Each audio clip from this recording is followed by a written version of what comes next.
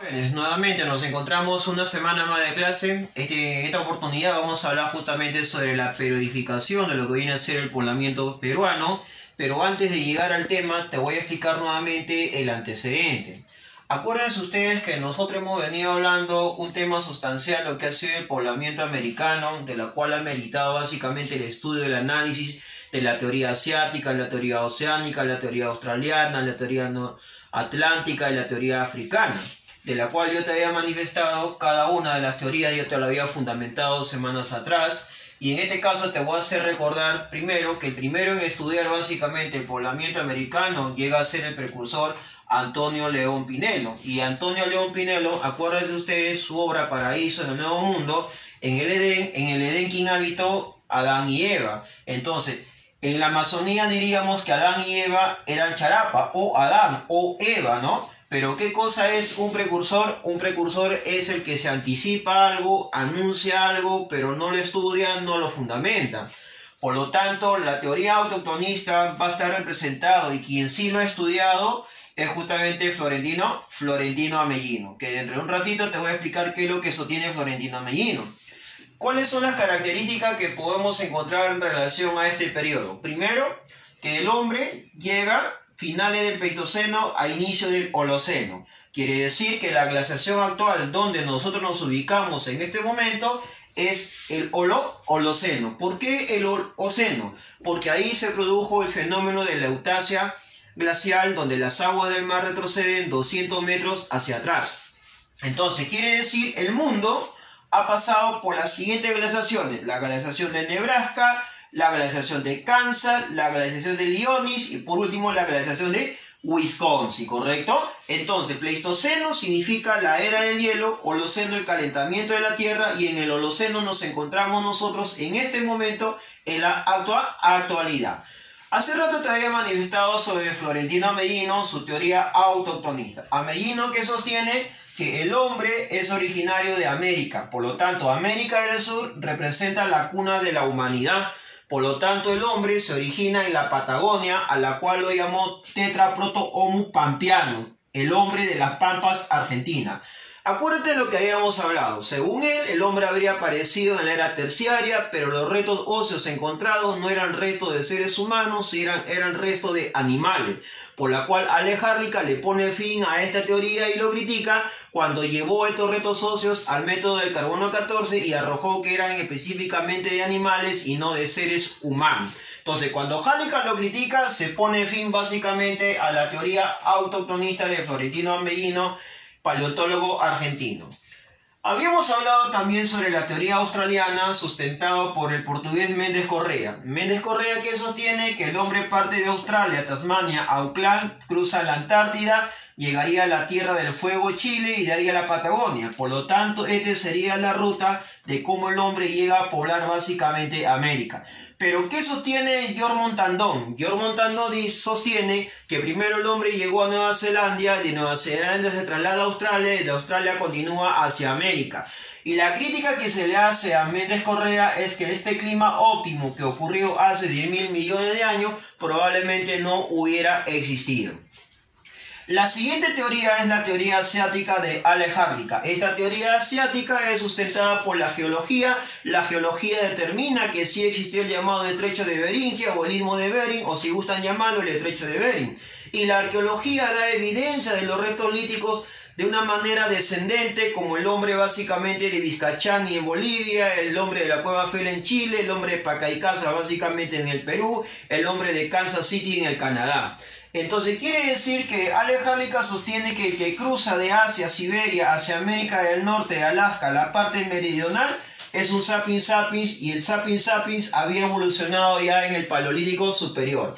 Entonces, cuando el hombre cruza de Asia hacia América del Norte y de América del Norte al sur, viene a ser otro poblamiento, otro tipo de migración. Entonces, cuando el hombre migra de América del Norte a América del Sur, estamos hablando ahora sí lo que es el poblamiento peruano. Pero para hablar del poblamiento peruano, desde el año 1930 al 1970, se ha tratado de periodificar la historia, la cronología, entre lo que es básicamente el señor John Rowe y el arqueólogo Guillermo Lumbreras, oriundo de Ayacucho. Entonces, para John Rowe, La periodificación supuestamente en el contexto universal parte a partir de la invención de la escritura. Pero en el caso de la cronología andina, para John Rowe parte a partir de lo que es la alfarería. ¿Y qué cosa es la alfarería? La alfarería es el arte de hacer cerámica. Pero cuando hablamos básicamente de la etapa precerámico, hablamos de la ausencia de cerámica. La cerámica, ¿dónde va a ser posible? A medida que van a ir apareciendo los tres horizontes.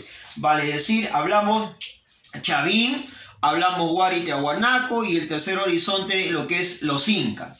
Entonces, para Guillermo Lumbreras lo examina a partir del desarrollo de la economía social. ¿Qué quiere decir? Que cuando el hombre básicamente llega en el periodo arcaico lítico, el hombre era cazador, era recolector, y el hombre para subsistir elaboraba básicamente sus lanzas. Entonces, a medida que avanzaba la periodificación, los tiempos o los siglos, el hombre se fue especializando cada día más en armamento. El hombre va desarrollando la horticultura, el hombre desarrolla la agricultura. Y hasta que lleguemos al tercer horizonte, lo que es el estado incaico, el hombre ya pues logra desarrollar los andenes, que a mayor altura se sembraba la papa, le continuaba el maíz. Pero cuando ya los incas desarrollan los andenes, estos andenes eran la base económica de Huari, de Tiahuanaco, como también el aporte de los moches, el aporte de los nazcas. Entonces son dos periodificaciones de cómo uno lo ve. John Rowe lo ve desde el punto de vista del precerámico, Guillermo Lumbreras lo examina la periodificación peruana a partir del desarrollo de la economía social, ¿no?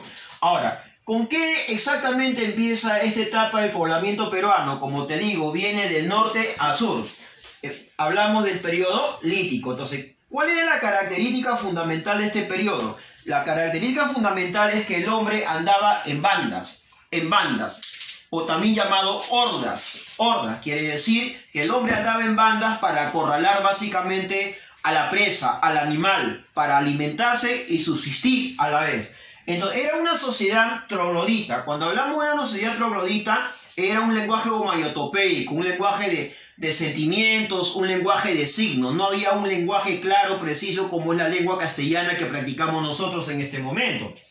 Ahora, al llegar a los hombres era evidente pues que vivían en cuevas, en cavernas. No había o no existía todavía las clases sociales o diferencia de clases sociales. No existía.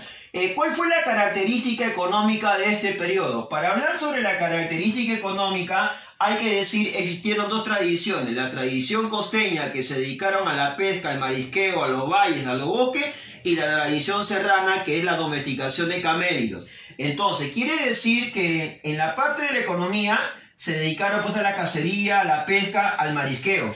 Y a partir de ahí se va a dar una división social del trabajo. Pero también hay que señalar que cuando el hombre cazaba a los animales, el hombre también tenía un instinto de celosidad. Quiere decir que también cuidaba y custodiaba lo que era para él su alimento, lo que era básicamente para él su porción. Por eso que eran nómades, por eso que se le llamaban cazadores. Desde el punto de vista de la tecnología desarrollaron instrumentos. Instrumento quiere decir las lanzas líticas que se fueron evidenciando a lo largo de todo este proceso.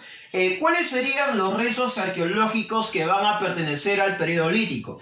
Tenemos al hombre de Piquimachay, o llamado también el hombre de Pacaycasa o el hombre de Pacay. El hombre de Pacay es considerado el resto más antiguo de la sierra, descubierto por Richard McNeice en lo que viene a ser en el departamento de Ayacucho. Entonces, quiere decir, si él es el hombre más antiguo de la sierra, entonces los restos líticos son los más antiguos correspondientes a la tradición serrana.